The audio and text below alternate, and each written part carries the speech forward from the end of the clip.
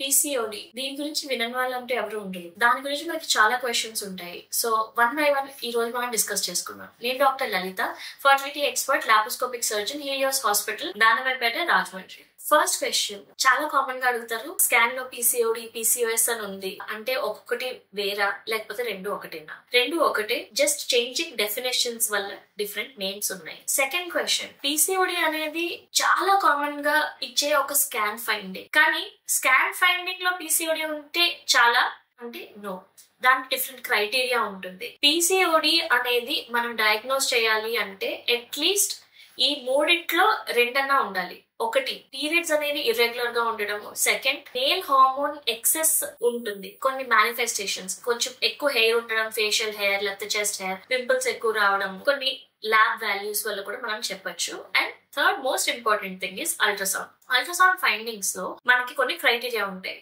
Usually abdominal scan లో చిన్న పిల్లలకి టీనేజ్ లో ఇర్రెగ్యులర్ పీరియడ్స్ రావడంతో చాలా మంది ఫస్ట్ పానిక్ అవుతారు, పీసీఓడి వచ్చేసిందా, లైఫ్ లాంగ్ ఉంటుందా అని. అందులో చాలా మందికి నిజంగా పీసీఓడియా కాదా అనేది మనకి ఎగ్జాక్ట్లీ తెలియదు. ఎందుకంటే స్కాన్ లో పీసీఓడి లాగా కనిపించవచ్చు, బట్ దానికి మిగతా క్రైటీరియా అనేది ఫుల్ఫిల్ అవ్వకుండా ఉండొచ్చు. సెకండ్ థింగ్, మనకి ఫస్ట్ పీరియడ్ అంటే పెద్ద మనిషి అయినప్పుడు దాని తర్వాత ఒక 1 to 2 years ఇర్రెగ్యులర్ గా పీరియడ్స్ రావడం అనేది చాలా సర్వసాధారణమైనది, చాలా మందికి ఉంటుంది. అది ఉన్నంత మాత్రం పీసీఓడి ఉందని కానే కాదు. సో థర్డ్ క్వశ్చన్ అందరూ అడిగేది, ఈ పీసీఓడిని మనము ఎలా మేనేజ్ చేసుకోవాలి అని. ఇప్పుడు డాక్టర్ దగ్గరికి వెళ్ళినప్పుడు 21 day టాబ్లెట్స్ పెడుతున్నారు.